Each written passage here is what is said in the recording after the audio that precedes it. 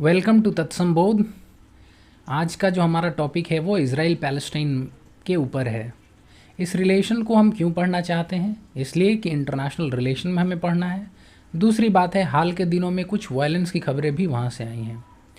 इस रिश्ते को पढ़ने पे आपको इसके अलावा भारत और इजराइल के संबंध और भारत और फ़िलिस्तीन के संबंधों के बारे में भी पता चलेगा। सबसे पहले हम क्या करेंगे कि पहले इजराइल और फ़िलिस्तीन के बारे में पढ़ेंगे। आपको मालूम होगा कि इजराइल और फ़िलिस्तीन दोनों वेस्ट एशिया की कंट्री हैं और वहाँ पे अभी इन दोनों के बीच एक ही ज़मीन को लेकर लड़ाई हो रही है कि ये मेरा है या मेरा है। तो ये ज़रूरी है कि जो आज का संदर्भ है उसके पीछे के इतिहास को जानिए। खास करके पिछले 100 साल के इतिहास को अगर आप देखेंगे तो ये दोनों वेस्ट एशिया में ज़रूर आएंगे। इस वजह से भी आपको पढ़ना चाहिए। तो हम देखते हैं कि इजराइल और पैलेस्टाइन का जो इशू है उसके पीछे की आपको ढेर सारी हिस्ट्री जाननी पड़ेगी। ज्यूज़ एक कम्युनिटी है, उन लोगों को कहा जाता है जो जुदाइज़्म को फॉलो करते हैं। वो एक अलग धर्म है, इस बारे में हम कभी अलग चर्चा करेंगे। हुआ क्या कि ये लोग अपने जब इनका जहाँ से उत्थान हुआ था, जहाँ ये लोग शुरुआत में रहते थे बहुत ईसा पूर्व, वहाँ से इन लोगों को हटना पड़ा कई कारणों से, क्योंकि अलग अलग धर्म का प्रचार प्रसार हुआ और अलग अलग राजा आए तो उनको वहाँ से भगा दिया गया या लोग अपने जान बचा के इधर उधर चले गए। तो ये वर्ल्ड के बहुत जगह पे मिले वहाँ पे, लेकिन उन सबको परसिक्यूशन झेलना पड़ा। यानी इनके धर्म के नाम पे बहुत ज़्यादा इनके साथ ज्यादती हुई। तो इनके अंदर भी क्या हुआ कि हम अपने लिए एक घर ढूंढेंगे। तो 1897 में एक जैनिस्ट मूवमेंट की शुरुआत की गई। जैनिस्ट उनको बोला जाता है जो ज्यूज़ के लिए एक होमलैंड का सपोर्ट करते हैं, घर के लिए। और वहीं पे एक वर्ल्ड जैनिस्ट ऑर्गेनाइजेशन की स्थापना की गई। आप सोच रहे होंगे कि ये सब ऐसा क्यों हो रहा है। वो इसलिए हो रहा है कि होमलैंड का इम्पोर्टेंस समझना ज़रूरी है। मान लीजिए कि आप आज बिहार के गांव से छोड़ के शहर में रहने चले जाते हैं और वहाँ ऐसा चले जाते हैं कि 50-60 साल बीत जाते हैं या 100 साल बीत जाते हैं और आपका नेक्स्ट जनरेशन का गांव से संबंध टूट जाता है क्योंकि आपने सारी प्रॉपर्टी वहाँ बेच दी है। लेकिन जैसा कि महाराष्ट्र और गुजरात के बीते दिन आपको कुछ मिले होंगे कि बिहारियों को वहाँ से मार के भगाया जा रहा है। तो मान लीजिए वहाँ से मार के भगाया जाएगा तो फिर आप कहाँ जाएंगे? आप अपने घर को ही जाएंगे। और अगर घर रहेगा ही नहीं तो फिर क्या करोगे? तो ये समस्या ज्यूज के साथ भी हुई। हालांकि ये किसी के साथ होना नहीं चाहिए और हमारा तो एक देश के अंदर है, पर ज्यूज एक वो लोग अपने देश के बाहर की बात है। तो इस वजह से वो लोग अपने लिए एक होमलैंड खोज रहे थे। इस संदर्भ में ज्यूज को सपोर्ट किसका मिला? ब्रिटिश का। ब्रिटेन ने स्काई-पिकोट अग्रीमेंट जो कि फ्रांस के साथ एक गुप्त संधि की, जिसमें कि फर्स्ट वर्ल्ड वॉर के बाद ऑटोमन एम्पायर ब्रेक करेगा तो पैलेस्टाइन किसके पास जाएगा? यानी जो फिलिस्तीन कंट्री था उस वक्त तक ऑटोमन एम्पायर के अंदर रूल होता था। ऑटोमन एम्पायर ब्रेक हुआ, उसके बाद ये ब्रिटेन के कंट्रोल में चला गया और वहीं से ब्रिटेन ने ज्यूज़ को सपोर्ट करना चालू कर दिया, जो कि फ़िलिस्तीन में जाना चालू हो गए। यानी एक एक करके वो लोग वहाँ जाते थे, लैंड खरीदते थे और फिर बसना चालू हो जाते थे।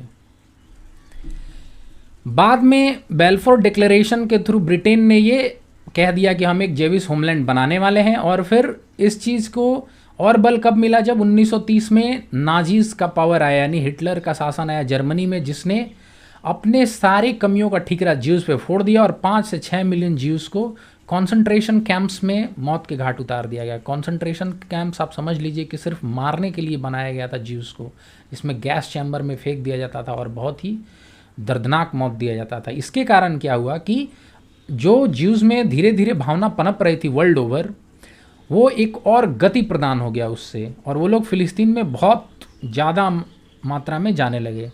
तो वहाँ के जो बसिंदे थे, यानी पैलेस्टाइन में रहने वाले जो अरब्स थे, अरब एक एथनिसिटी है जो कि प्रमुखता से अरेबिया लैंग्वेज बोलती है और उनका कुछ अपना एक कल्चर है। ये फ़िलिस्तीन के अलावा भी बहुत सारे शहरों में, बहुत सारे देशों में पाया जाता है। तो इनको अपने लिए थ्रेट महसूस हुआ और इसलिए लड़ाई चालू हो गई। फिर ये बात 47 में यूएन में ब्रिटेन ले गया और वहाँ से यूएन ने एक पार्टीशन का प्लान बनाया, जिसमें इजराइल और पैलेस्टाइन दोनों के लिए रहने की जगह सुनिश्चित की गई। अब आप देखिए, यही है अरब कंट्री। ये जितने वाइट वाले दिख रहे हैं ना, ये नॉर्थ अफ्रीका है। ये अफ्रीका का पूरा मैप है, उसमें ये नॉर्थ अफ्रीका के कंट्रीज़ हैं जो कि अरब्स कहे जाते हैं। और ये है अरेबियन पेनिनसुला और यहीं पे है इजराइल। ये है मेडिटेरेनियन ओशन, ये है रेड सी और ये है आपका पर्शियन गल्फ। तो आपको अगर थोड़ी बहुत मैप की जानकारी होगी तो आपको मालूम चल जाए कि ये पूरा वेस्ट एशिया का इलाका है जिसमें इजराइल और फ़िलिस्तीन यहीं पर पाए जाते हैं। ये आज का मैप है। तो हम धीरे धीरे क्या समझेंगे, इतिहास तो मैंने आपको बता दिया कि कैसे इजराइल का, आज के इजराइल का फॉर्मेशन हुआ, क्योंकि जीव्स वहाँ पे फ्लू करने लगे थे। पर साथ साथ क्या हुआ कि आप किसी के घर में जाएंगे और वहाँ के लोग के लिए तो अभी का घर है, जैसे यहाँ जो अरब्स रहते हैं फ़िलिस्तीन में, उनके लिए तो वही अपना घर था। तो अगर इजराइल और ज्यूज़ वहाँ एक देश बनाना चाहेंगे अपने लिए तो क्या होगा, लड़ाई निश्चित है।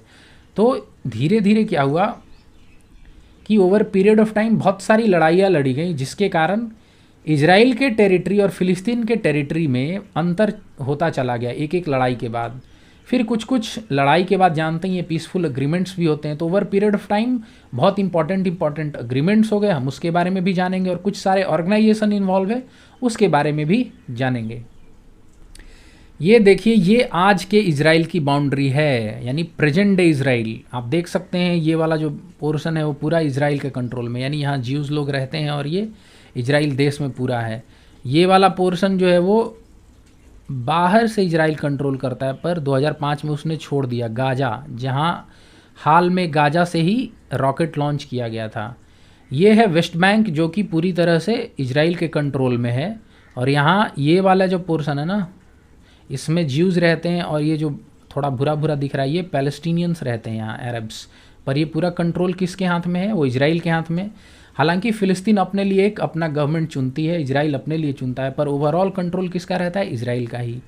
ये वाला पोर्शन है जिसको गोलान हाइट्स बोलते हैं, उसको इजराइल ने सीरिया से छीन लिया था लड़ाई में आगे, जो कि हम लड़ाई और भी बताएंगे तो आपको मालूम चलेगा। ये मैप देखिए 1917 का है, जब फ़िलिस्तीन ऐसे एग्जिस्ट करता था पूरा। देखिए पूरा पूरा फ़िलिस्तीन था ये ब्लैक वाला। फिर क्या हुआ 47 में जब यूएन ने पार्टीशन प्रपोज किया, उसमें इजराइल को ये हिस्सा मिला और फ़िलिस्तीन को ये हिस्सा मिला। अब आप सोच रहे होंगे कि यूएन ने ऐसा क्यों किया। वो इसलिए कि ज्यूज़ धीरे धीरे जाके सेटल होने लगे थे, तो अलग अलग पार्ट्स में ऑलरेडी सेटल हो चुके थे और झगड़ा चालू हो गया था। तो झगड़े को निपटाने का यही तरीका बचा था कि दोनों को कुछ कुछ हिस्सा दे दिया जाए, क्योंकि ज्यूज़ भी वर्ल्ड ओवर परसिक्यूट हुए थे, तो सबकी संवेदना उनके साथ थी ही। उसके बाद क्या हुआ कि ये बात अरब्स को मंजूर नहीं थी। आपने पुराने मैप में देखा, पिछले मैप में, कि कैसे अरब सिर्फ फ़िलिस्तीनियों को नहीं कहा जाता, इसके अगल बगल के देश में रहने वाले भी बहुत सारे मुस्लिम समुदाय अरब्स हैं, क्योंकि वो एक एथनिसिटी है जो अरेबिया प्रमुखता रूप से बोलती है। तो उन लोगों को जब ये मंजूर नहीं था तो फ़िलिस्तीनियों के साथ मिलकर उन्होंने इजराइल से लड़ाई लड़ा। हुआ क्या, घाटा उन्हीं को हुआ, इजराइल की टेरिटरी और बढ़ गई, क्योंकि इजराइल इसमें विक्टोरियस हो गया। तो आप देख सकते हैं यहाँ वाली टेरिटरी सब ले लिया, गाजा भी उसके कंट्रोल में आ गया। ये वाला पोर्शन जो थोड़ा था वो अभी जेरूसलम जो है ना वो जॉर्डन के उसमें आ गया। तो वेस्ट वाला पोर्शन तो इजराइल के कंट्रोल में था, लेकिन ईस्ट वाला पोर्शन थोड़ा सा जॉर्डन के कंट्रोल में था। ये 1948 के बाद की स्थिति है। आगे और भी वॉर होंगे जिसके बाद टेरिटरी और चेंज होगा। ये देखिए 1967 का वॉर है, जिसको 6 डेज़ वॉर भी कहा जाता है। 6 डेज़ वॉर, 6 दिन तक लड़ाई चली थी, जिसमें अगेन इजराइल विक्टोरियस हुआ, लेकिन इस बार उसने और टेरिटरी ले लिया। सीरिया से उसने गोलान हाइट्स लिए, जो कि मैंने पहले भी बताया था, और इसको पूरी तरह से 1981 में अपने कब्जे में कर लिया। हालांकि इसका स्टेटस अभी भी इंटरनेशनल कम्युनिटी इलीगल ही बताता है। कहा जाता है कि इलीगल ऑक्यूपेशन है इजराइल का, लेकिन इजराइल के हिस्से में पूरी तरह से है। ये वाला कंट्रोल में जो जॉर्डन के थोड़ा पार्ट चला गया था, जॉर्डन से इसने पूरा ले लिया, और ये पूरा अब इजराइल के कंट्रोल में है। हालांकि फ़िलिस्तीनी अपने लिए सरकारें चलाते हैं, पर यह 67 के बाद का स्थिति है, जब पूरी तरह से इजराइल ने इस पर कब्जा कर लिया था। इसमें ज्यूज, वाइट वाले में ज्यूज रहते हैं, और ये वाला जो पोर्शन है वो अरब्स रहते हैं, यानी फ़िलिस्तीनी। और ये वाला पोर्शन पूरी तरह से इजराइल ने इजिप्ट से छीन लिया। इसके गाजा के साथ साथ ये जो सिनाई आपको दिख रहा, सिनाई पेनिनसुला, ये भी इजराइल ने इजिप्ट से लड़ाई में जीता था। हालांकि बाद में सिनाई लौटा दिया गया, पर गाजा 1967 में इजराइल के कंट्रोल में आ गया। तो आपको मालूम चला कि 1967 में क्या क्या हुआ। 67 के वॉर में गोलान हाइट्स सीरिया से मिला इसको, जो वेस्ट बैंक पे कंट्रोल जेरूसलम का था वो इजराइल के पास आ गया, और जो गाजा स्ट्रिप था वो भी इजिप्ट से उसने ले लिया, और सिनाई पेनिनसुला भी ले लिया। ये 6 डेज़ वॉर का रिजल्ट है। इसके बाद भी कुछ लड़ाई हुई पर उतना इम्पोर्टेंट नहीं था। मैं आपको कुछ इससे संदर्भ में इम्पोर्टेंट कीवर्ड्स बता देता हूँ जो जब भी आप इजराइल और पैलेस्टाइन का रिलेशन पढ़ेंगे तो आएगा। 6 डेज़ वॉर के बारे में हम ऑलरेडी बात कर चुके हैं कि 1967 वाली लड़ाई को ही 6 डेज़ वॉर कहा जाता है। योम किपुर वॉर भी आपको एक मिलेगा, ये जगह था 1973 में। इसमें इजराइल को भी कैजुअलिटी बहुत हुई थी पर टेरिटोरियल वाइज बहुत ज़्यादा चेंज नहीं हुआ, इसलिए नेम सेक के लिए आपको ये वॉर याद रखना है। फिर है एक organization PLO, Palestinian Liberation Organization, जो कि फिलिस्तीन को आज़ाद करने के लिए 64 में बना था। शुरुआत में ये मिलिटेंट एक्टिविटी किया लेकिन बाद में ये पीसफुली नेगोशिएशन में शामिल हो गया। और अभी आप जो देखते हैं ना वेस्ट बैंक, वहाँ पे PLO का ही एक आउटफिट है फतह, जो पॉलिटिकल आउटफिट है। शुरुआत में ये यूथ ऑर्गेनाइजेशन था लेकिन बाद में ये पॉलिटिकल विंग बन गया PLO का, जो कि शांति समझौता करता है, इसलिए वेस्टर्न कंट्रीज भी इसको सपोर्ट करते हैं। और आज के टाइम पे इसका राज कहाँ पे चलता है, ये जो गवर्न करता है वेस्ट बैंक में जो फ़िलिस्तीनी रहते हैं। इसकी शुरुआत किसने की थी? यासिर अराफात, बहुत ही इम्पॉर्टेंट लीडर हैं जिनके साथ भारत के काफ़ी अच्छे संबंध थे और ये भारत में भी आए भी थे।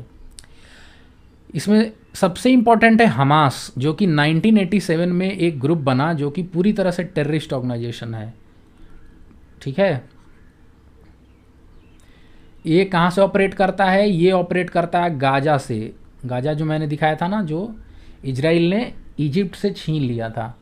गाजा में 2005 में इजराइल ने यूनिलैटरली छोड़ दिया, पर उसके बाउंड्री के बाहर की सिक्योरिटी की जिम्मेवारी आज भी इजराइल के हाथ में है। जिम्मेवारी ने इजराइल ने खुद इसको छोड़ा नहीं है। पर ये लोगों को सपोर्ट कहाँ से मिलता है? इन लोगों को सपोर्ट ईरान से मिलता है। इसलिए आप देखेंगे कि इजराइल ईरान के रिश्ते बहुत ख़राब रहते हैं। ईरान ने पहले सीरिया में भी बहुत सारी चीज़ों को सपोर्ट किया था, जॉर्डन से भी सपोर्ट किया था, पर जॉर्डन के साथ पीस वगैरह के कारण मामला अब सुलट गया। अब हमास जो ऑपरेट करता है वो पूरी तरह से गाजा से ऑपरेट करता है। इसी क्रम में इंतिफादा भी आपको सुनने को मिलेगा। इंतिफादा कुछ नहीं है, एक तरह का मिलिटेंट रेवोल्यूशन है जो सिविलियन के द्वारा किया जाता है। ये 1987 में पैलेस्टीनियन ने पहली बार किया था और 2000 से 2005 के बीच दूसरी बार किया था। तो ये सारे ऐसे कीवर्ड्स हैं जो आपको बार बार मिलेंगे इजराइल और पैलेस्टीन के। तो अभी आपने देखा था कि बहुत सारी लड़ाइयाँ हुई और बहुत सारे उसमें इंपॉर्टेंट कीवर्ड्स हमने देख लिया है, टेरिटरी भी देख लिया है। इस क्रम में कुछ पीस अकॉर्ड्स हुए जिसके बारे में आपको जानना ज़रूरी है। जैसे 1979 में इजराइल और इजिप्ट के बीच हुआ, जिसमें सिनाई पेनिनसुला को इजराइल ने इजिप्ट को दे दिया। और सबसे इम्पॉर्टेंट बात कि Egypt becomes the first Arab nation to officially recognize Israel, ये बहुत बड़ी बात थी उस वक्त की। दूसरा ओस्लो अकॉर्ड हुआ जिसमें PLO ने इजराइल के साथ मिलके अपने लिए गवर्नेंस का स्कोप खोजा वेस्ट बैंक और गाज़ा में, और वहीं से ये लोगों का इलेक्शन होता है और PLO की तरफ से फतह आपने देखा कि वेस्ट बैंक में रूल करता है अभी, और हमास जो है वो गाजा स्ट्रिप में करता है। हालांकि हमास एक टेररिस्ट ऑर्गेनाइजेशन है। फिर जॉर्डन के साथ पीस ट्रीटी हुई 94 में, और अभी हाल ही में UAE के साथ हुआ अब्राहम अकॉर्ड 2020 में। तो धीरे धीरे क्या हुआ, पीस अकॉर्ड बढ़ते गए और इजराइल की रिकग्निशन भी अरब वर्ल्ड में बढ़ती गई। इससे संबंधित क्वेश्चंस क्या आ सकते हैं?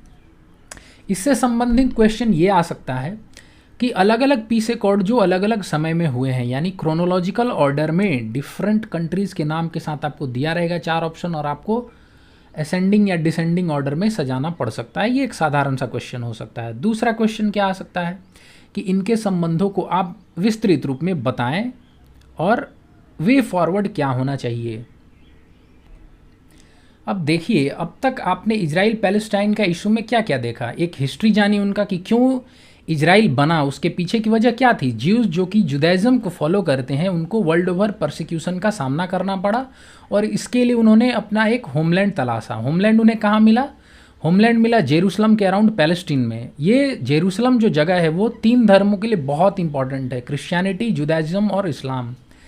ऐसा क्यों है? क्योंकि तीनों अब्राहमिक रिलीजन है, यानी ये तीनों कहीं ना कहीं अब्राहम से अपने धर्म का उत्पत्ति देखते हैं, यानी जेनेसिस सबका सेम ही है, एक ही खानदान में ये तीनों देखते हैं। खास करके इजराइल के बारे में जो ज्यूज़ हैं तो उन्होंने अपने लिए होमलैंड वहीं पे इसीलिए चुना, और इसलिए जेरूसलम को लेकर लड़ाइयाँ भी होती हैं। फिलहाल आप क्या क्या देखते हैं कि अभी भी फ़िलिस्तीन और इजराइल की लड़ाई चल रही है। ओवर पीरियड ऑफ टाइम कौन कौन सी इंपॉर्टेंट लड़ाइयाँ हुई और कैसे कैसे इजराइल की टेरिटरी बढ़ती गई। साथ साथ आपने क्या देखा कि कई सारे सक्सेसफुल ट्रीटीज़ भी हुए जिसके कारण इजराइल की एक्सेप्टेंस अरब वर्ल्ड में और वर्ल्ड भर में बढ़ती गई है। और आज का जो संदर्भ है वहाँ पे दोनों के डिमांड थोड़ा बहुत क्लैश करता है। कुछ ऐसे फैक्शंस हैं जो शांति समझौते से मसले को हल करना चाहते हैं, जैसे फतह जो पीएलओ का ऑपोजिट पॉलिटिकल है, और हमास जो मिलिटेंट ग्रुप है वो लड़ाई के रास्ते को चुनना चाहता है। आपने अक्सर ऐसा देखा होगा कि बहुत सारे जो मूवमेंट होते हैं वहाँ पे गरम दल और नरम दल दोनों रहता है। भारत में ही आप देख लीजिए, आज़ादी के आंदोलन में सुभाष बोस और बिंदो ऐसे लोग जो थे, भगत सिंह, ये लोग वायलेंस के रास्ते से आज़ादी चाहते थे, जबकि गांधी और नेहरू का विचार शांति के रास्ते को था। हालांकि भारत को तो आज़ादी मिल गई, इजराइल पैलेस्टाइन अब भी इशू दोनों ही बॉयल पे है। अभी हाल फिलहाल सैकड़ों लोग मारे गए, हालांकि शांति समझौता शायद तुरंत हो ही जाएगा बढ़िया से, पर फिर भी मसला अभी भी लगता है कि कुछ दिनों तक चलेगा। और क्योंकि पिछले 100 सालों से चल रहा है और आगे भी कुछ दिनों तक चलेगा, तो इसलिए ये वर्ल्ड अफेयर्स में खास करके वेस्ट एशिया के इतिहास के लिए इम्पॉर्टेंट है, इसलिए ये जानना ज़रूरी है। इजराइल पैलेस्टाइन के रिलेशन को देखने के बाद हम इजराइल भारत और भारत पैलेस्टाइन का रिलेशन भी देखना चाहेंगे कि भारत ने कैसे कैसे रिएक्ट किया। जैसी उत्पत्ति इजराइल की हुई उसके हिसाब से तो भारत का रिएक्शन बहुत प्रेडिक्टेबल था, पर फिर भी आइए बहुत सारे पॉइंट्स हैं जिसको देखते हैं। तो भारत फ़िलिस्तीन का जो संबंध है वो फ़िलिस्तीन के तरफ भारत का एक नर्म रवैया शुरू से ही रहा है। उसके पीछे की वजह क्या रही है कि 1938 में ही महात्मा गांधी ने अपने विचार बहुत क्लियर कर दिए थे कि हालांकि हम ज्यूज़ के प्रति सिंपैथी तो रखते हैं, पर जस्टिस से मुंह नहीं मोड़ सकते, क्योंकि ज्यूज़ जाएंगे तो कहीं ना कहीं अपने आप को अरब्स पे इम्पोज करेंगे, जो कि ठीक नहीं होगा। इस वजह से आगे से कांग्रेस और आने वाली बहुत सारी सरकारों का रुख भी ऐसा ही रहा। दूसरी तरफ क्योंकि हम ब्रिटिश के कॉलोनियलिज्म के खिलाफ लड़ रहे थे, यानी जो हमको गुलाम करके वो रखा था, कॉलोनी बना रखा था अपना, तो उसके खिलाफ तो हमारी एक आज़ादी की लड़ाई थी ही। साथ साथ फ़िलिस्तीन भी कहीं ना कहीं ब्रिटेन के अंडर आने के कारण ही ज्यूज़ वहाँ पे पहुँच पाए, तो ये एक विरोध था। एक अलग पॉइंट है कि भारत में एक बहुत बड़ी जनसंख्या मुस्लिम पॉपुलेशन की थी, तो वोट बैंक भी उस वक्त की कांग्रेस पार्टी को दिख रहा होगा, या फिर इन जनरल सेंटिमेंट्स भी लोगों को लगा होगा कि इन लोगों की बात माननी चाहिए जो कि फ़िलिस्तीन के लिए सिंपैथी रखते थे। दूसरी तरफ अरब वर्ल्ड में बहुत बड़ी भारतीय डायस्पोरा रहती है जो कि कमाने के लिए जाते हैं, और तेल पे निर्भरता, ये सारी चीज़ें फ़िलिस्तीन की तरफ भारत का नर्म रुख रहा। अब जब ये नर्म रुख रहा तो उसमें कुछ कुछ बातें देखने को मिली, जैसे पीएलओ के साथ भारत के संबंध कब चालू हुए, फिर पीएलओ को उसने लेजिटिमेट अथॉरिटी भी भारत ने माना, और ये सब चीज़ें ऐसी होती गई जो कि आप इवेंट्स में कह सकते हैं कि हाँ इंपॉर्टेंट इवेंट्स हुए भारत और फ़िलिस्तीन के रिश्तों में। इसी क्रम में आप देखिए दिल्ली में 1975 में पीएलओ का ऑफिस भी खुला, और मार्च 1980 में हम उनके साथ पूरी तरह से डिप्लोमेटिक रिलेशन बना पाए। जब पैलेस्टीन एक अलग देश अपने आप को घोषित कर रहा था तो भारत उसमें सबसे one of the first countries था जिसने इसको रिकग्निशन दिया। दूसरी तरफ ये तो पॉलिटिकल जितने भी अभी तक हुए टेंट्रम्स थे, यानी आप पॉलिटिकल रूप से ओवर्ट रूप से आप सपोर्ट करते हैं। बहुत सारी चीज़ें, इकोनॉमिक एड भी होता है जिसको डेवलपमेंटल एड्स में आप देख सकते हैं, जैसे वहाँ की लाइब्रेरी बनवाना कॉलेजेस में, वहाँ के लिए कैपेसिटी बिल्डिंग करना, जैसे वहाँ के बहुत सारे लड़कों को स्कॉलरशिप देना जो भारत में आके पढ़ते हों। साथ साथ हमारे कल्चरल टाइज भी फ़िलिस्तीन से बहुत अच्छे हो रहे हैं धीरे धीरे। उसमें क्या होता है, बहुत सारे मार्शल आर्ट भारत के, जैसे कलरीपयट्टू हो गया, वहाँ पे सिखाया जाता है, वहाँ की कुछ चीज़ें यहाँ होती हैं, कल्चरल सेंटर्स खुलते हैं, तो इस तरह से संबंधों में और भी डाइवर्सिफिकेशन किया जा रहा है। साथ साथ शुरुआत से ही भारत ने पैलेस्टीन, मतलब ये एक ऑफिशियल रुख है कि पैलेस्टीनियन के सेल्फ डिटर्मिनेशन, यानी वो खुद से डिटर्मिन करे, उनका एक सोवरेन कंट्री हो, इंडिपेंडेंट हो, वायबल हो, और Palestine side by side Israel के साथ पीसफुली एग्जिस्ट करे। ये भारत का रुख रहा है शुरुआत से ही, आज भी है और 50 में भी था। हालांकि शुरुआती दौर में हम इस पे ज़्यादा मुखर थे, अब धीरे धीरे इजराइल की तरफ रुख मुड़ रहा है, जो कि हम भारत इजराइल संबंध में देखेंगे। इसी क्रम में जब ओस्लो पीस एकॉर्ड इजराइल और पीएलओ के बीच हुआ, तब भारत ने उनके रिप्रेजेंटेटिव ऑफिस भी अपना कहाँ खोला, गाज़ा में, और बाद में उसको रमल्ला में शिफ्ट कर दिया गया। साथ साथ यूनाइटेड नेशंस के यूनेस्को के लिए मेंबरशिप के लिए भी भारत ने फेवर में वोट किया, किसके, पैलेस्टाइन के। फिर को स्पॉन्सर भी किया यूएनजीए में नॉन मेंबर ऑब्जर्वर स्टेट के लिए, यानी पैलेस्टाइन अभी भी फुल मेंबर यूनाइटेड नेशन का नहीं है। प्राइम मिनिस्टर मोदी सबसे पहले प्रधानमंत्री फ़िलिस्तीन जाने वाले हुए। ये सारे फैक्ट्स हैं, पर अगर आपको किसी आंसर में भारत के फ़िलिस्तीन पॉलिसी के बारे में लिखना हुआ तो एक जनरल व्यक्ति और एक पढ़ा लिखा व्यक्ति में क्या डिफरेंस होना चाहिए कि आप ये तो ज़रूर लिख पाएंगे कि हाँ, भारत फ़िलिस्तीन को चाहता है कि वो पीसफुली वहीं पे कोएग्जिस्ट करे इजराइल के साथ, लेकिन उसके साथ साथ जो ओवर्ट पॉलिटिकल सपोर्ट भारत ने दिए हैं, जो ये पॉइंट्स दर्शाते हैं, ये आपको कोट करने पड़ेंगे। अगर आप ये कोट करते हैं तो आपको ज़्यादा आपके पॉइंट्स को महत्व मिलेगा, क्योंकि ये एकदम खुले रूप से पूरे इंटरनेशनल कम्युनिटी के सामने पैलेस्टीन के लिए एक बड़े मंच यूनाइटेड नेशंस पे खुल के भारत के सपोर्ट को दिखलाता है। तो अगर आप इन चीज़ों को एक तरह से पूरी तरह से देखेंगे साथ साथ कि भारत फ़िलिस्तीन का संबंध कैसा रहा है, तो आप सोच सकते हैं क्या क्या फैक्टर्स रहे थे। तो एक ब्रिटेन के खिलाफ जो भारत में रोष था वो, दूसरी तरफ एक ह्यूमैनिटी के नज़रिए से देखना कि अरब्स को हटा के ही ज्यूज़ वहाँ रह सकते हैं, एक वो कारण बना था। तीसरी तरफ भारतीय मुस्लिम आबादी, चौथी तरफ अरब नेशंस का सपोर्ट, जो कि क्योंकि वहाँ भारतीय डायस्पोरा रहती है और वहाँ से तेल आयात होता है। तो इन सब कारणों के कारण फ़िलिस्तीन के प्रति हमारा सपोर्ट रहा, जो कि अलग अलग चीज़ों में दिखा। कहीं पे हमारा पॉलिटिकल सपोर्ट दिखता है, कहीं पे हमारा इकोनॉमिक सपोर्ट दिखता है, कहीं पे हमारा मोरल सपोर्ट दिखता है, और नेताओं के भाषण से लेकर और हमारी ट्रीटीज़ में ये रिफ्लेक्ट भी होता है। इस संदर्भ में अब इजराइल और इंडिया का रिलेशन देखना भी ज़रूरी है, ताकि ये बातें प्रॉपर पर्सपेक्टिव में समझी जा सकें। भारत और इजराइल के संबंध की जब भी चर्चा होती है तो ये बात जानना शुरुआत में बहुत ज़रूरी है कि इजराइल भारत के लिए इतना इम्पोर्टेंट क्यों है।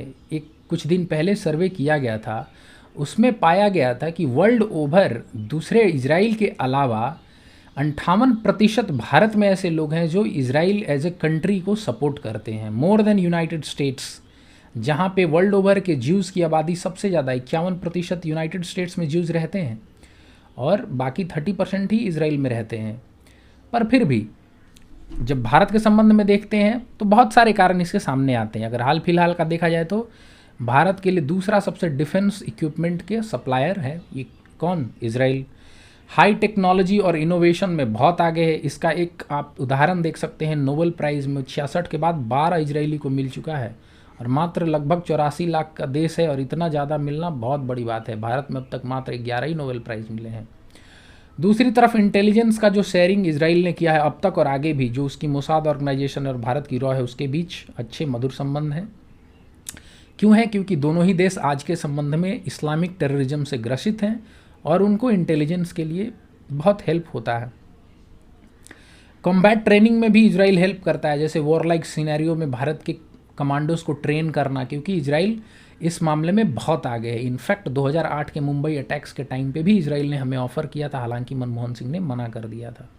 साथ साथ और भी फील्ड्स में, एग्रीकल्चर में देखेंगे तो माइक्रो इरिगेशन जैसे ड्रिप इरिगेशन, ऐसी चीज़ों में इजराइल बहुत महारत हासिल है। दूसरी तरफ वाटर कंजर्वेशन भी वहाँ बहुत होता है, खास करके 94 to 95% वाटर वो लोग रिसाइकल कर लेते हैं। तो ये भारत के लिए इंपॉर्टेंट है क्योंकि भारत एक स्ट्रेस कंट्री ऑलरेडी वाटर में हो चुका है और वाटर स्कार्सिटी जैसे सिचुएशंस पैदा होंगे, नीति आयोग की रिपोर्ट में ये ऑलरेडी कहा जा चुका है। तो ये सब ज़रूरी पहलू हैं। हम स्पेस टेक्नोलॉजी में भी इजराइल के साथ पार्टिसिपेट कर रहे हैं। ये बताने का मकसद सिर्फ ये है कि आप देख सकते हैं कि एक इतने वृहद एरिया में इजराइल के साथ हमारी, खास करके भारत की निर्भरता इजराइल पे ज़्यादा है।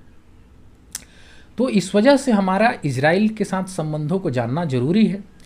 खास करके जो हमारे सिक्योरिटी रिलेटेड चीज़ें हैं उसमें इजराइल का टेक्नोलॉजी में हमसे आगे होना और उनके इंटेलिजेंस में बहुत ज़्यादा आगे होने के कारण हमारी निर्भरता और भी ज़्यादा उन पे बढ़ जाती है। आप बराक मिसाइल वगैरह का नाम सुने होंगे, ये सब चीज़ें हम लोग इजराइल से ही इंपोर्ट करते हैं। तो अब हम समझेंगे इजराइल और भारत के संबंध थोड़ा डीप में। अगर इजराइल के साथ भारत के संबंध को आप देखेंगे तो आप 3 फेज में इसको डिवाइड कर सकते हैं। 3 फेज ऐसा क्यों किया गया? क्योंकि कुछ कुछ ऐसे कारण हुए हैं जिसमें हमारी इजराइल के साथ संबंध जो है ना और प्रगाढ़ होती गई है और बेहतर होती गई है। जो पहला 92 के पहले का दौर था वो इनफॉर्मल रिकग्निशन था। आगे देखेंगे कि आखिर इनफॉर्मल रिकग्निशन का क्या मतलब है। फिर एक फेज था हाइफिनेशन का पॉलिसी और फिर एक डी हाइफिनेशन की पॉलिसी, जो कि फर्दर स्लाइड्स में आप देखेंगे। फेज 1 में जो 92 के पहले तक था, भारत ने यूनाइटेड नेशंस का जो प्रपोज्ड प्लान था पार्टीशन का इजराइल और पैलेस्टीन के बीच, उसको अपोज किया। लेकिन फिर लड़ाई वगैरह हुआ तो भारत ने कहा कि चलो इजराइल को रिकग्निशन तो देना ही पड़ेगा क्योंकि ये फैक्ट हो गया है। पर फिर भी हमने डिप्लोमेटिक संबंध नहीं बनाए, यानी एम्बेसी वगैरह नहीं खोला गया इजराइल में और इजराइल का भारत में। हालांकि एक कॉन्सुलेट जरूर बॉम्बे में खोला गया। कॉन्सुलेट और एम्बेसी में क्या अंतर है? एम्बेसी एक ऐसी चीज़ होती है जो आपके कंट्री का रिप्रेजेंटेटिव दूसरे कंट्री में होती है, यानी वो एक तरह से आपका मिनी कंट्री होता है। लेकिन ये हमेशा कैपिटल में ही खोला जाता है किसी देश का, और ये पूरा जितना भी पासपोर्ट संबंधी ये सब जितने फॉर्मल चीज़ें होती हैं, आप सिटीजन हैं वहाँ पे तो कहाँ कांटेक्ट करेंगे, इन सब चीज़ों के लिए बनता है।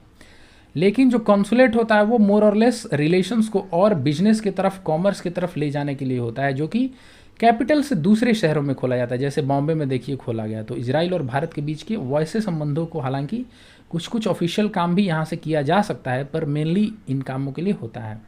तो भारत ने कॉन्सुलेट की परमिशन दी थी पर डिप्लोमेटिक रिलेशन नहीं हुआ।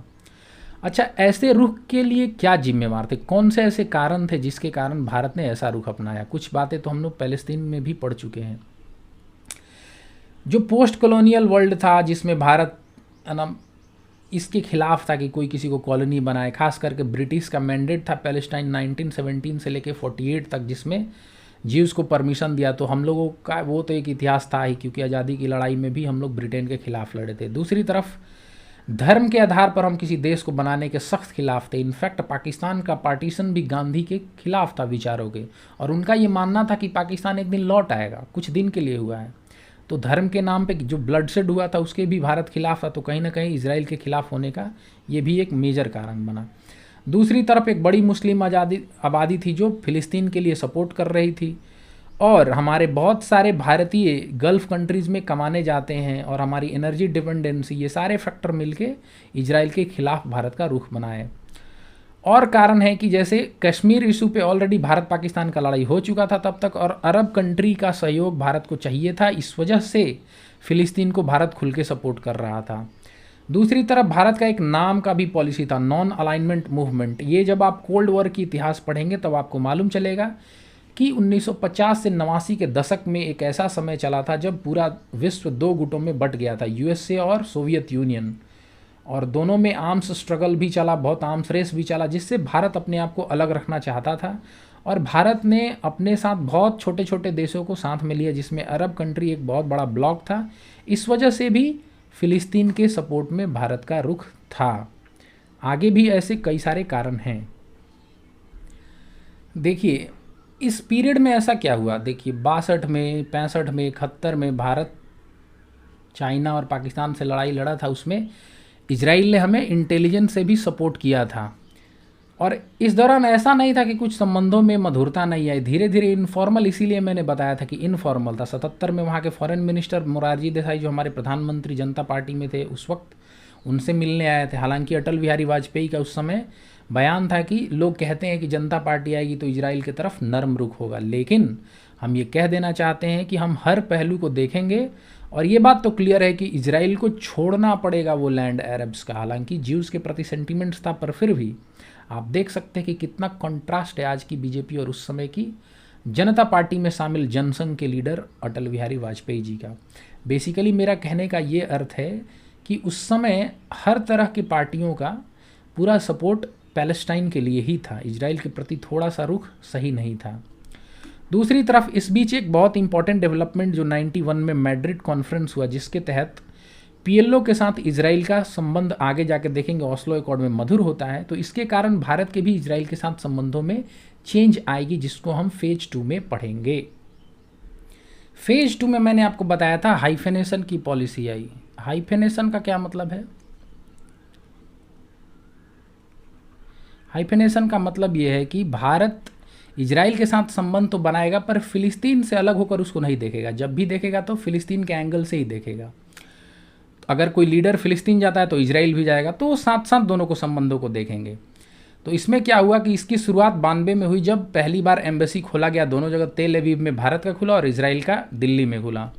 पर इस चेंज के पीछे का कारण क्या था? एक कारण तो मैंने पुराने स्लाइड में आपको मैड्रिड कॉन्फ्रेंस का बताया, जिसमें आपने देखा कि पीएलओ और इजराइल के बीच खुद ही पीस एकॉर्ड हो रहा था, यानी फिलिस्तीन और इजराइल खुद ही मिलके कह रहे थे कि हमें शांति का समझौता करना चाहिए, जो कि ओस्लो एकॉर्ड में देखने को मिला।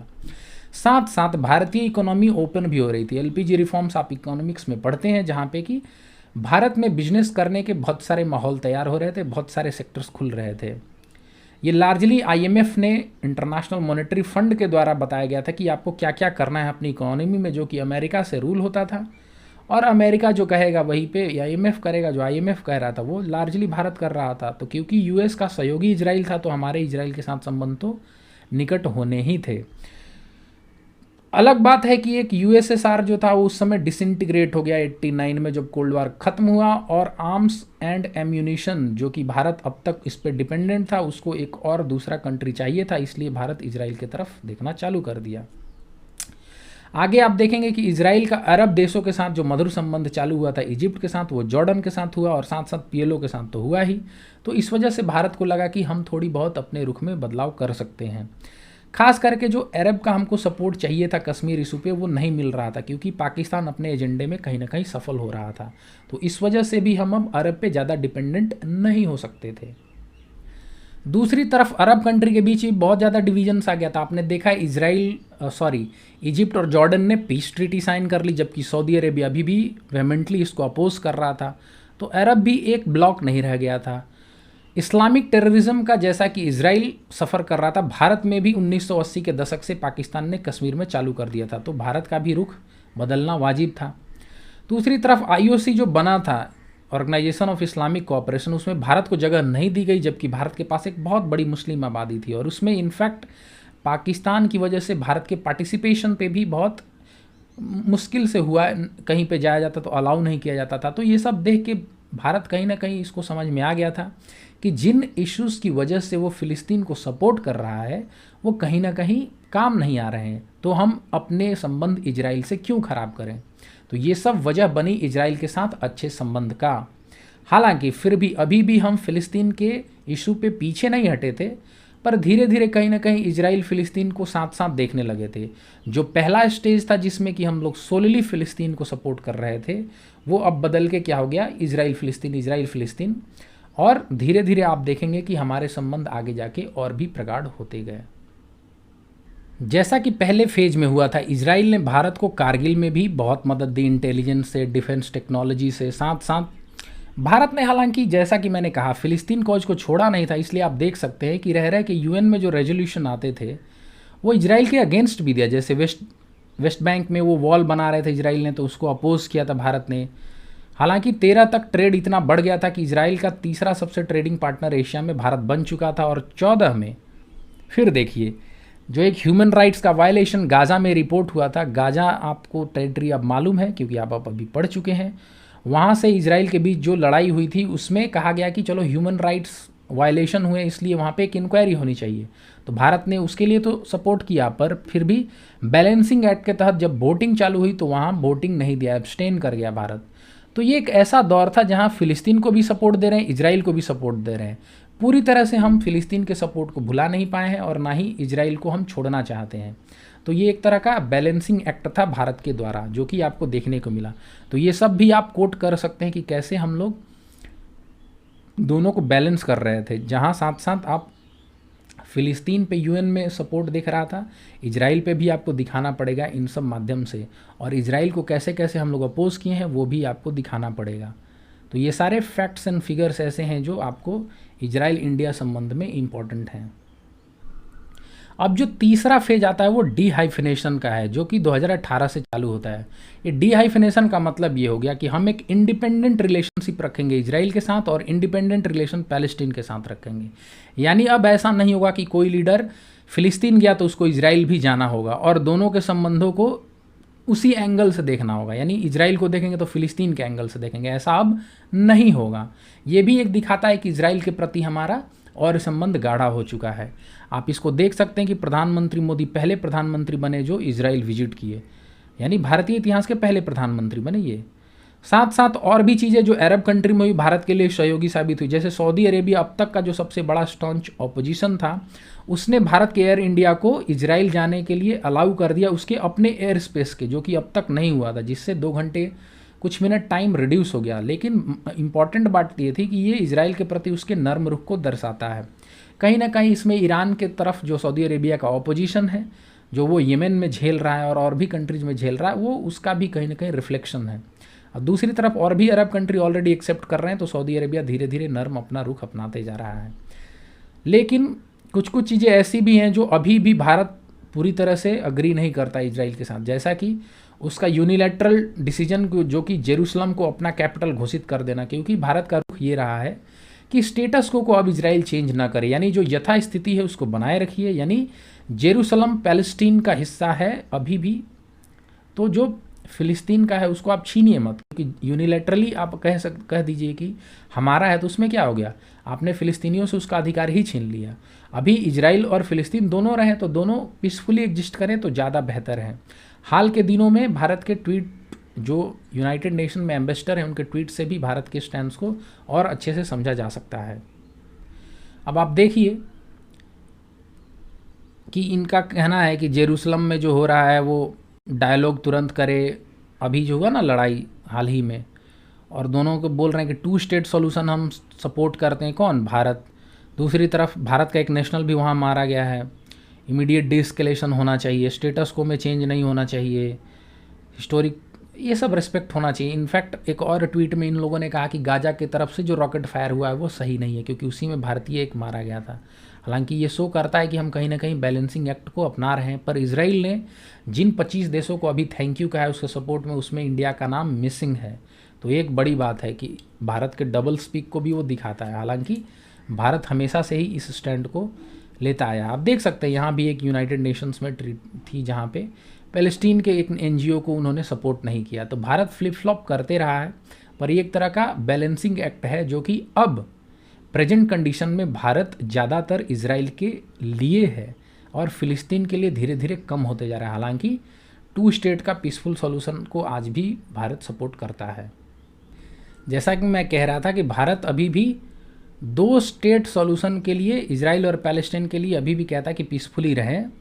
और साथ साथ एक इन्फॉर्मेशन जो पिछले ट्वीट में थी कि एक जेरूसलम में ही भारत के लिए भी इम्पॉर्टेंट जगह है, जवियत अल हिंदिया, जो कि सूफ़ी सेंट बाबा फरीद से जुड़ा हुआ है। ये एक इन्फॉर्मेशन है। खानका होता है वो प्रेयर वाला हॉल जहाँ सूफ़ी लोग बैठ के मेडिटेशन वगैरह करते हैं, जहाँ की भारतीय मुस्लिम इसी के लिए बहुत ज़्यादा जेरूसलम में जाते हैं।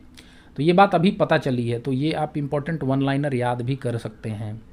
हालांकि वे फॉरवर्ड क्या होना चाहिए, भारत को थोड़ा कॉशियसली आगे बढ़ना चाहिए, क्योंकि अभी भी ईरान पे हम लोग डिपेंडेंट है सेंट्रल एशिया के कॉन्टैक्ट के लिए, जहाँ चाबहार पोर्ट में हम इन्वेस्ट कर रहे हैं। दूसरी तरफ गल्फ़ कंट्री में हमारा डायस्पोरा है, क्योंकि हर एक अरब कंट्री ने अभी भी इजराइल को एक्सेप्ट नहीं किया, और एनर्जी सिक्योरिटी के लिए भी ये हमारी ज़रूरी है। तो आपने ओवरऑल देखा कि भारत इजराइल या भारत पैलेस्टाइन का संबंध कहीं ना कहीं पीरियड ऑफ टाइम चेंज होते गया है सर्कमस्टांसेस की वजह से, जो भारत ने खुद डोमेस्टिकली भी झेला है, जैसे कि इस्लामिक टेररिज्म, या कश्मीर पे पाकिस्तान का रुख जो अरब कंट्री ने नहीं माना, या फिर जो भारत के बाहर भी हो रहा है इजराइल और फिलिस्तीन के साथ, जैसा कि अरब कंट्री का एक्सेप्टेंस धीरे धीरे इजराइल का बढ़ रहा है, तो वो भी कहीं ना कहीं इम्पैक्ट इन रिश्तों को कर रहा है। तो भारत निश्चित तौर पे अपने सिक्योरिटी रिलेटेड, इंटेलिजेंस रिलेटेड, या एग्रीकल्चर में, टेक्नोलॉजी में, स्पेस में, इन सब चीज़ों में इजराइल से सीखना चाहता है, और उसे सीखना भी चाहिए, क्योंकि अगर आप ऐसा नहीं करते हैं तो आप कहाँ से फुलफ़िल करेंगे। तो लेन देन की प्रक्रिया जारी रहेगी। अब आप सोचते हैं कि इजराइल के लिए भारत क्यों इम्पोर्टेंट हो जाता है। इजराइल जब आज़ाद हुआ था तब उसने अपने डिक्लेरेशन में ये बात मेंशन की थी कि हिंदुस्तान ही एक ऐसा देश है जहाँ पे ज्यूज़ के प्रति पिछले 2000 साल में कभी भी परसिक्यूशन नहीं हुआ। तो इसके लिए उन्होंने हिंदुस्तान का हमेशा शुक्रिया कहा है। और भारत जब उसको इज्जत नहीं भी देता था तब भी इजराइल सपोर्ट करता था, इसलिए कि भारत जैसे एक बड़े डेमोक्रेसी का अगर सपोर्ट होगा तो दुनिया में इजराइल का स्टैंड बहुत मायने रखेगा। तो इस वजह से इजराइल हमेशा ही भारत को अपने पाले में लाना चाहता है, और वो इसको कॉन्स्टेंटली रिट्रेट करता है अपने मदद की तरफ। मतलब एक तरह से आप समझिए कि कभी कभी तो वो पूरी तरह से खुल के सपोर्ट में आ जाता है इसी कारण। तो आपके लिए अगर कोई इतना करता है तो आपको भी करना चाहिए। हालांकि भारत के लिए ये भी इम्पॉर्टेंट है कि फ़िलिस्तीन के कॉज को भी न छोड़ा जाए, क्योंकि ह्यूमैनिटी के ग्राउंड पे आप ये कह सकते हैं कि जो आज के अरब्स हैं उनकी भी कोई गलती नहीं है कि वो उस जगह पे रहते हैं। तो साधारण सी बात है कि आगे वे फॉरवर्ड यही है कि दोनों देश आपस में मिल बैठकर पीसफुली ये डिसाइड कर ले कि भैया अब तो हमको दोनों साथ रहना ही है। चलो जो बचा खुचा है कम से कम उसी में कर लो, लड़ाई से किसी का फ़ायदा नहीं होने वाला है। लड़ाई में कितने सारे लोग अब तक मारे जा चुके हैं और आगे होती रही तो और भी लोग मारे जाएंगे और दोनों में से कोई हटना नहीं है। तो अच्छा क्या है, पीसफुल रास्ता ही है। तो आई होप कि आपको इजराइल पैलेस्टीन से लेके भारत फ़िलिस्तीन और भारत इजराइल के रिश्ते के बारे में अच्छी खासी जानकारी हो गई होगी। तो अगर इस पर कोई क्वेश्चन आता है तो वो क्या आ सकता है कि एक तो ये आ सकता है कि इजराइल फ़िलिस्तीन के रिश्ते कैसे हैं, उसके बारे में बहुत सारे पॉइंट्स आपको बताने पड़ेंगे जिसमें आप मैप का सहारा ले सकते हैं। दूसरी तरफ भारत इजराइल खास करके आ सकता है या भारत पैलेस्टाइन आ सकता है। तो अब आपके पास बोलने के लिए बहुत सारे पॉइंट्स हैं। सो आप अपने घर पे अटेम्प्ट कर सकते हैं ऐसे क्वेश्चंस लिखने के लिए। Thank you.